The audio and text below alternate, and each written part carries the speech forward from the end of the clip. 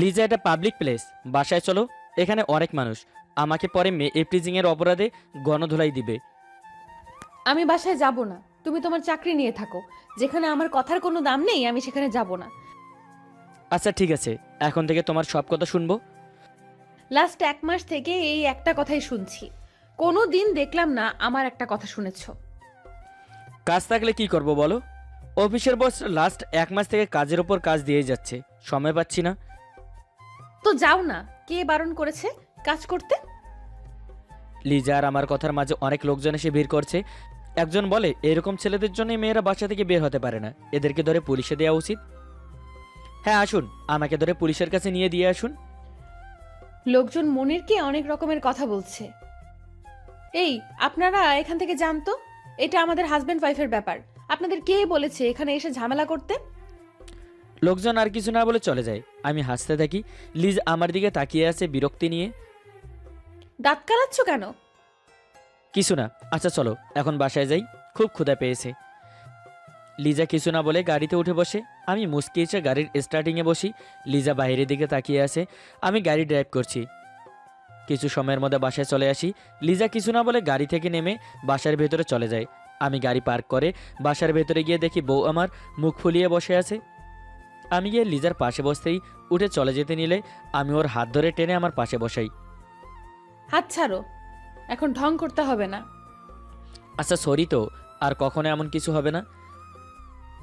আমি আর এসব বিশ্বাস করি না, রোজ এসব বলো, কিন্তু সকাল হলে সব ভুলে যাও। আচ্ছা আজ থেকে আর কখনো ভুলবো না, সত্যি বলছি। ঠিক আছে এখন ছাড়ো, তোমাকে খেতে দেই। আমি লিজার দুগালে হাত রেখে কপালে চুমু দেই। লিজা আমাকে শক্ত করে জড়িয়ে ধরে আর গালে কপালে চুমু দিয়ে চলে যায় খাবার সার্ভ করতে। আমি রুমে এসে ফ্রেশ হয়ে এসে ড্রয়িং টেবিলে বসি। লিজা আমার সামনে বসে আছে। আমি খাবার প্লেট হাতে নিয়ে প্রথম লোকমা লিজার মুখের সামনে ধরি। লিজা আমার হাত ধরে আমার মুখের সামনে ধরে। আগে তুমি খাও। আগে তুমি খেলে সমস্যা কি? খাবো তো, আগে তুমি খাও। এরপর দুজনে খাবার খেয়ে নেই। এরপর দুজন রুমে এসে শুয়ে পড়ি। লিজা আমার বুকে মাথা রেখে শুয়ে আছে। চলুন এবার আমরা একটু পরিচিত হয়ে নেই। আমি মনির, লেখাপড়া শেষ করে একটা প্রাইভেট কোম্পানিতে জব করি। লেখাপড়া করার সময় লিজার সাথে বন্ধুত্ব হয়, আর সেখান থেকে ভালোবাসা হয়। আর চাকরিতে জয়েন করার পর আব্বু আম্মুকে লিজার কথা বলি। এরপর আব্বু আম্মু লিজার আব্বু আম্মুর সাথে কথা বলে, আর তারপর আমাদের বিয়ে হয়। 3 মাস হয়েছে আমাদের বিয়ের। লাস্ট 1 মাস কাজের চাপে লিজাকে সময়ই দিতে পারিনি, আর তাই রাগ করে বাসা থেকে বের হয়ে গিয়েছে। আচ্ছা কাল তো শুক্রবার, তোমার অফিস বন্ধ, আমাকে নিয়ে ঘুরতে যাবে? আচ্ছা কাল বিকেলে ঘুরতে যাব। কাল যদি বলো কাজ আছে তাহলে কিন্তু আমি সত্যিই আব্বুর বাসায় চলে যাব। আমার বউটার এত অভিমান কেন? কারণ আমার বরটা এখন আর আমাকে আগের মতো ভালোবাসে না। তোমার বর এখনো তোমাকে আগের মতোই ভালোবাসে। এসো তোমাকে দেখাচ্ছি। বলেই মনির আমার ঠোঁটে নিজের ঠোঁট মিশিয়ে দেয়। এরপর ধীরে ধীরে আমাকে নিয়ে ডুবে যায়। পরের দিন সকালে ঘুম থেকে উঠে ফ্রেশ হয়ে নাস্তা করে বসে আছি। কিরে, কাল তোদের মধ্যে কি হয়েছে? লিজামা, তুই বাসা থেকে বের হয়ে গিয়েছিলি কেন? তোমার ছেলে এখন শুধু কাজ নিয়ে থাকে, আমার সাথে কথা বলার সময়ই হয় না। আমিও এটা খেয়াল করছি মনির। তোর কি কাজের চাপ বেশি? একটা নতুন প্রজেক্টের কাজ হচ্ছে আম্মু, তাই একটু চাপ যাচ্ছে। সামনের মাসে শেষ হবে। ও আচ্ছা, তা তোদের ঝগড়া শেষ হয়েছে? আম্মু কাল রাতে বলেছে আজকে আমাকে নিয়ে ঘুরতে যাবে। তাহলে তো হয়েই গেল। সবাই আরও কিছু সময় গালাগালি করে। লিজা আম্মুর সাথে বসে আছে। আমি রুমে এসে ল্যাপটপ নিয়ে বসে কাজ করছি। আম্মুর সাথে কথা শেষ করে রুমে এসে দেখি মনির ল্যাপটপ নিয়ে। তুমি আজও কাজ করছো? তুমি না বললে আমাকে নিয়ে আজ ঘুরতে যাবে? সেটা তো আমরা বিকেলে যাব, একটু কাজ আছে শেষ করি। তুমি এখন ল্যাপটপ রাখবা, আমি কিন্তু রেগে যাচ্ছি। আর 5টা মিনিট প্লিজ। 1 সেকেন্ডও না। তুমি ল্যাপটপ বন্ধ করবা নাকি আমি রুম থেকে বের হয়ে যাব? এখন আর কি করব, বউ যখন রেগে গেলে মানাতে বিশাল সমস্যা হবে। ল্যাপটপ বন্ধ করে টেবিলের ওপর রাখি। বসা থেকে উঠে লিজার কাছে গিয়ে ওর হাত ধরে কাছে এনে নাকে নাক ঘষতে ঘষতে বলি, আমার বউটা হুটহাট রেগে যায় কেন?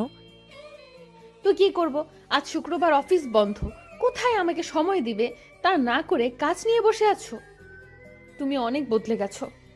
আগে কাজের মাঝেও আমাকে সময় দিতে, আর এখন ছুটির দিনেও কাজ নিয়ে থাকো। আচ্ছা বাবা সরি, এই যে কাজ রেখে দিয়েছি, আজকের পুরোটা সময় আমার বউয়ের জন্য। লিজাকে জড়িয়ে ধরে গালে চুমু এঁকে দেই। লিজা আমাকে শক্ত করে জড়িয়ে ধরে। বিকেলে লিজাকে নিয়ে বাসা থেকে বের হয়েছি। আজকে রিক্সা করে ঘুরবে? কতদিন হয়ে গেছে তোমাকে নিয়ে রিক্সা করে ঘুরিনি। আমাকে কিন্তু জড়িয়ে ধরে বসতে হবে, আমার এখনো ভয় করে রিক্সাতে উঠলে। আমি হাসতে থাকি। লিজা সেই ছোট্ট থেকে রিক্সাতে উঠলে ভয় পায়। দুজনে রিক্সাতে উঠে বসি। লিজা আমার হাত ধরে শক্ত করে কাচুমাচু করে বসে আছে। রিক্সাওয়ালা মামা রিক্সা চালাতে থাকে। অল্প সময়ের মধ্যে চলে আসি একটা পার্কে। দুজনে রিক্সা থেকে নেমে পড়ি। রিক্সা ভাড়া দিয়ে পার্কের ভেতরে এসে হাঁটছি। আজ অনেকগুলো দিন পর দুজন একসাথে ঘুরতে এসেছি, আজ খুব ভালো লাগছে।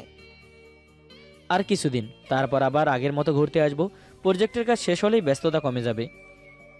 তুমি একাই কি আছো ওই অফিসে? বাকিরা কি করছে? সবাই মিলেই কাজ করছি, সবাই খুব ব্যস্ত। এটা আমাদের বসের স্বপ্নের প্রজেক্ট, তাই সবাই খুব ব্যস্ত। আচ্ছা এখন অফিসের কথা বাদ দাও, আমরা দুজন আজ আবার একসাথে ঘুরতে এসেছি, সো আজ আমাদের কথা হবে, অফিসের কোনো কথা নয়। আমি ঠিক আছে বলে লিজাকে নিয়ে একটা জায়গায় বসি। লিজা আমার হাত ধরে কাঁধে মাথা রেখে বসে আছে। দুজনে কিছু সময় সেখানে বসে আড্ডা দিয়ে পার্ক থেকে বের হয়ে রেস্টুরেন্টে গিয়ে কফি খেয়ে বাসারও চলে আসি। রাতে ডিনার করে রুমে এসে বসে বাকি কাজগুলো করতে থাকি। লিজা কোলে মাথা রেখে শুয়ে আছে, আমি কাজ করছি। রাত প্রায় 12টা বাজে। লিজাকে বালিশে শুয়ে দিয়ে আমিও আবার কাজ করতে থাকি। কাজ করতে করতে কখন রাত 3টা বেজে গেছে বুঝতে পারিনি। ল্যাপটপ বন্ধ করে ঘুমিয়ে পড়ি। পরের দিন থেকে মনির আবার সেই কাজের চাপ শুরু হয়। সকাল 9টায় বাসা থেকে বের হয়ে যায়, রাত 10টায় বাসায় আসে। কিছু বললেই রেগে যায়। 1.5 মাস কেটে যায় কিন্তু মনিরের ব্যস্ততা শেষ হয় না। আমার সাথে তো এখন কথা বলারই সময় হয় না। খুব ব্যস্ত তুমি। কিছু বলবে তুমি? কাজটা আজকের মধ্যে শেষ করতে হবে। শুধু কাজ আর কাজ, আমার থেকে বেশি যদি তোমার কাজ হয় তাহলে কেন বিয়ে করেছো আমাকে? এত রাতে ঝগড়া শুরু করো না প্লিজ, ঘুমিয়ে পড়ো। হ্যাঁ এটাই তো, কাজ আছে, তুমি ঘুমিয়ে পড়ো। লাস্ট 1.5 মাসে একবারও জিজ্ঞেস করেছো আমি খেয়েছি কি না? এই তোমার প্রবলেম কি? হ্যাঁ, আমি কি আমার একার জন্য করছি নাকি? আমাদের জন্যই তো করছি। কিছু বলি না বলে মাথায় উঠে গেছো? কি বলবে? মারবে আমাকে? এইটাই তো বাকি আছে। সবাই ঠিকই বলে ভালোবেসে বিয়ে করলে কখনো সুখী হওয়া যায় না। কি বলতে চাও তুমি? আমাকে বিয়ে করে তুমি সুখী নেই? তাহলে বেশ, আমাকে ছেড়ে চলে যাও। অবাক চোখে তাকিয়ে আছি মনিরের দিকে। আমাকে ও চলে যেতে বলছে, এই জন্যই আমি ওকে এতটা ভালোবাসি। ও আচ্ছা, বুঝতে পেরেছি। আমাকে এখন আর তোমার ভালো লাগে না। ঠিক আছে, তুমি যখন চাও আমি তোমার থেকে দূরে চলে যাই, তবে তাই হবে। হ্যাঁ যাও, তুমি গেলে আমি একটু শান্তিতে নিঃশ্বাস নিতে পারি। সকাল বিকেল শুধু কানের কাছে প্যান প্যান প্যান। আমি আর কিচ্ছু বলতে পারছি না, কান্নায় গলা ধরে আসছে। রুম থেকে বের হয়ে নিচে এসে সোফায় বসে মাথায় হাত রেখে কান্না করছি। এতগুলো বছর কাকে ভালোবেসেছি, আমার ভালোবাসা, আমার ফিলিংসের কোনো মূল্যই নেই তার কাছে। আমি চলে গেলে যখন তুমি শান্তি পাবে, তাহলে ঠিক আছে, আমি কালকে এই বাসা থেকে চলে যাব। আরও বেশ কিছু সময় কাজ করে ল্যাপটপ বন্ধ করে শুয়ে পড়ি। লিজা রুমে নেই, আম্মুর রুমে মনে হয়। কাল সব ঠিক হয়ে যাবে। লাইট অফ করে ঘুমিয়ে পড়ি। পরের দিন সকালে ঘুম থেকে উঠে দেখি লিজা রুমে নেই। রাতে মনে হচ্ছে রুমে আসিনি, হয়তো কাজ করছি। উঠে ফ্রেশ হয়ে চেঞ্জ করে নাস্তা করে অফিসে চলে আসি। কাজ করতে করতে বড্ড ক্লান্ত লাগছে, কিন্তু এখনও অনেক কাজ বাকি আছে। হঠাৎ মোবাইল বেজে ওঠে। মোবাইল হাতে নিয়ে দেখি আম্মু কল করেছে। এই সময় কেন কল করেছো আম্মু? তুমি জানো আমি কতটা ব্যস্ত। বাসায় এসে কথা বলবো। তোকে বাসায় আসতে হবে না, তুই জানিস কি হয়েছে? আমি এমনি কাজের অনেক চাপ, বাসায় এসে শুনবো কি হয়েছে। এখন আর কল করবে না বলে আমি কল কেটে আবার কাজ করতে থাকি। সকালে সবাই ঘুম থেকে ওঠার আগে আমি বাসা থেকে বের হয়ে চলে আসি আমাদের বাসায়। আব্বু এত সকালে আমাকে দেখে বলে, কি রে মা, তুই এত সকালে একা এসেছিস? জামাই কোথায়? আমি আব্বুকে জড়িয়ে ধরে কান্না করে দেই। আব্বু আমাকে কান্না করতে দেখে ভয় পেয়ে যায়। কি হয়েছে তোর? তুই কান্না করছিস কেন? জামাই কিছু বলেছে তোকে? আমি কথা বলতে গেলে রেগে যাই। কাল রাতে আমাকে বলে বের হয়ে যেতে বাসা থেকে। মনি রাগের মতো নেই আব্বু, আমাকে এখন আর সহ্য করতে পারে না। আমি ওর কাছে এখন শুধুমাত্র বউ। আচ্ছা আমি দেখছি, তুই আয় আমার সাথে। আব্বু আমাকে নিয়ে বাসার ভেতরে আসে। আম্মু আমাকে দেখে বলে আমি কান্না করছি কেন। আর এত সকালে এসেছি, তাও একা। পরে সব কথা হবে, এখন মেয়েটাকে কিছু খেতে দাও। আম্মু আমার চোখের পানি মুছে বুকে জড়িয়ে নেয়, এরপর জোর করে কিছু খাইয়ে দেয়। আব্বু মনিরের আম্মুকে কল দেয়, আমাদের বাসায় আসতে বলে। আম্মু কিছু সময়ের জন্য আমাদের বাসায় চলে আসে, এরপর আব্বু সব বলে। আর আম্মু মনিরকে কল করে, আর মনির কাজের কথা বলে কল কেটে দেয়। ছেলেটা এমন হয়ে গেছে আমি বুঝতেও পারিনি। বাসায় আসলে আমি ওর সাথে কথা বলবো। লিজামা, তুই আমার সাথে যাবি নাকি থাকবি? বিয়ান সাহেবা, লিজা এখন এখানেই থাক। আপনি মনিরের সাথে কথা বলেন, মনির এসে ওকে নিয়ে যাবে। কাজ শেষ হতে হতে আজ 11টা বেজে গেছে। গাড়িতে উঠে স্টার্ট দিয়ে ড্রাইভ করতে থাকি।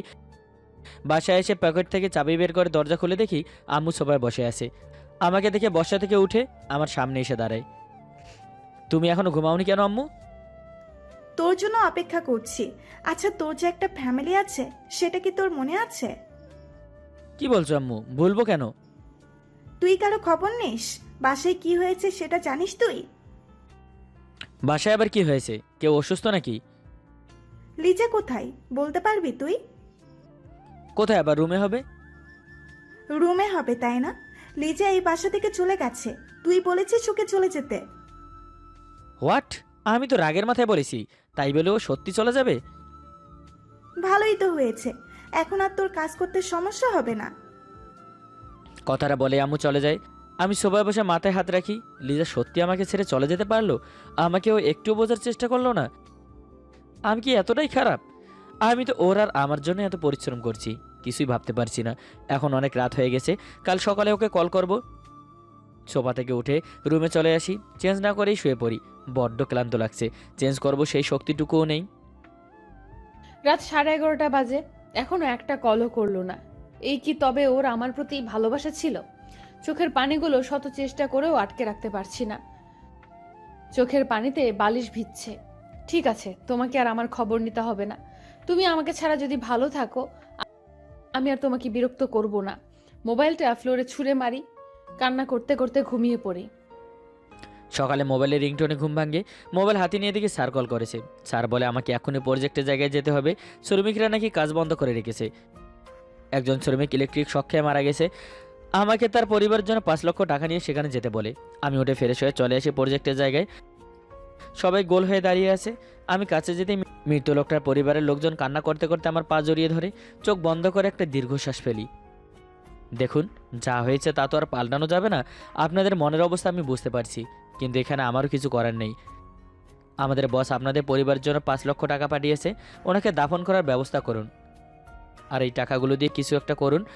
তোমরা 4 জন লোক লাশটাকে নিয়ে যাও, আর বাকিরা কাজ করো গিয়ে। আমি টাকাগুলো মৃত লোকটার বইয়ের হাতে তুলে দেই, আর 4 জন লাশ নিয়ে চলে যায়।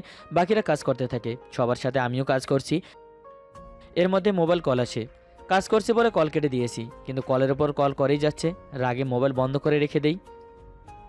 আব্বু, হয়েছে, আর কল করতে হবে না। ও কখনো শুধরাবে না। ওর কাছে কাজটাই সবার আগে। আর একবার কল করে দেখি। আব্বু লাস্টবার কল করে, দেখে মনিরের ফোন বন্ধ। একটা মানুষ এতটা খারাপ হতে পারে? আমি কিছু না বলে দৌড়ে রুমে চলে আসি। কাজের চাপে আজ 2 দিন বাসায় যাওয়া হয়নি। আজ প্রজেক্টের কাজ সম্পন্ন হলো। লাস্ট 2 মাসে 1.5 লক্ষ টাকা ইনকাম হয়েছে। স্যার নিজে আমাকে 2 মাসের বেতন বাড়িয়ে দিয়েছে। স্যারকে বলে 7 দিনের ছুটি নেই। অফিস থেকে বের হয়ে বাসায় চলে আসি। লিজা কোথায় তুমি? এই লিজা। এই, সারের মতো চেঁচাচেঁচি করছিস কেন? আর তুই জানিস না বৌমা কোথায়? আমি তো ভুলেই গেছি। আচ্ছা, আমি লিজাকে নিয়ে আসছি বলে আমি বাসা থেকে বের হয়ে রওনা দিই শ্বশুর বাড়ির উদ্দেশ্যে। রুমে শুয়ে আছি, ডক্টর ম্যাডাম আমাকে চেক আপ করছে। আজ সকাল থেকে শরীরটা খুব খারাপ লাগছে, তাই আব্বু ডক্টর ম্যাডামকে বাসায় নিয়ে এসেছে। লিজাদের বাসার সামনে এসে গাড়ি থামাই। গাড়ি থেকে নেমে দরজার সামনে এসে কলিং বেল দেই। কাজের মহিলা এসে দরজা খুলে দেয়। তোমার আপামনি কোথায়? কাজের মহিলা বলে লিজা নাকি ওর রুমে আছে। ডক্টর নাকি ওকে চেক আপ করছে। সকাল থেকে নাকি শরীর খারাপ। আমি আর কথা না বাড়িয়ে লিজার রুমের দিকে দৌড় দিই। দরজার সামনে এসে শুনি ডক্টর ম্যাডাম বলছে লিজা মা হতে চলছে। খুশিতে আমার চোখে পানি চলে আসে। দরজার কাছেই বসে পড়ি। কিছু শব্দ শুনে সবাই দরজার দিকে তাকাই, দেখি মনির বসে কান্না করছে, কিন্তু ঠোঁটে হাসি। আমি অন্যদিকে তাকিয়ে থাকি। আব্বু ওর কাছে গিয়ে বলে, কেন এসেছো তুমি এখানে? আব্বা, হ্যাঁ আমি এতদিন কাজের জন্য আসতে পারিনি। আমি জানি আমার ভুল হয়ে গেছে, আসলে কাজের এত চাপ। আব্বু ওকে এখান থেকে যেতে বলো। ওর কোনো কথা আমি শুনতে চাই না। আমার ওর কোনো প্রয়োজন নেই। আমি একা বাঁচতে শিখে গেছি এই 4 দিনে। আমার কোনো গুরুত্ব যার কাছে নেই তাকে আমার লাইফেও প্রয়োজন নেই।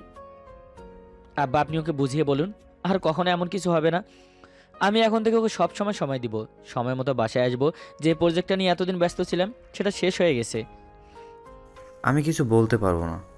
লিজা যদি তোমার সাথে যেতে চাই নিয়ে যাও। ডক্টর ম্যাডাম, চলুন আপনাকে এগিয়ে দিয়ে আসি। লিজার আব্বু ডক্টর ম্যাডামকে নিয়ে চলে যায়। লিজা অন্যদিকে তাকিয়ে শুয়ে আছে। আমি গিয়ে ওর মাথার পাশে বসে ওর গালে হাত রাখি।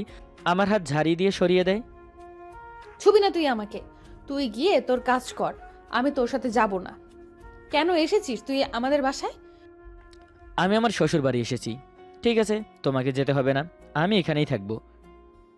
তুই কেন আমাদের বাসায় থাকবি? তোদের বাসায় যা। তুমি যে এতদিন আমাদের বাসায় থেকেছো তার বেলা আমি এখন সেটা শোধ করব। আমি তো কোথাও যাচ্ছি না।